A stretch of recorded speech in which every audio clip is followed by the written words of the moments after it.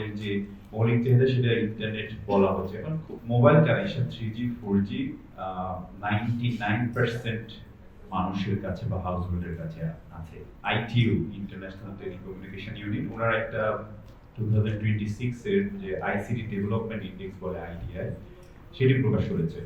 তো সেটিতে দেখা গেছে যে বাংলাদেশে মোবাইল কানেকশন 3G 4G 99% মানুষের কাছে বা হাউসহোল্ডের কাছে আছে, বলতে পারেন যে কভার পুরো কান্ট্রি। কিন্তু ইন্টারনেটের কথা বলা হচ্ছে যে ইন্ডিভিজুয়াল 54% মানুষের কাছে হচ্ছে বাংলাদেশের ক্ষেত্রে ইন্টারনেট কানেকশন বা কভারেজটা আছে। আর পজিটিভ দিক হচ্ছে যে গত বছরের থেকে বাংলাদেশের এবারের যে র্যাঙ্কিং সেখানে 6% হচ্ছে যে পজিটিভ প্লাস গ্রোথ হয়েছে বাংলাদেশ, সেটা ভালো জিনিস।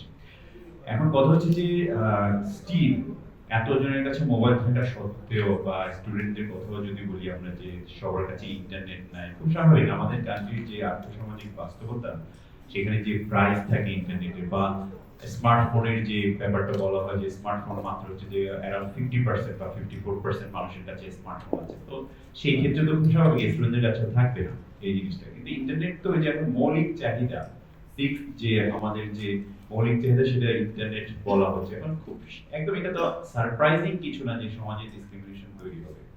যে গ্রুপগুলোর কথা আমরা শুনছি এটা নতুন কিছু না, কিন্তু দেখেন যে আমরা যুগে যুগে এটাতে গত কয়েক দশক ধরে ধরে history থেকে যে ফিমেল যারা আছে বা গার্লস যারা আছে তারা কিছু ক্ষেত্রে ডিসক্রিমিনেশনের শিকার তো হচ্ছে।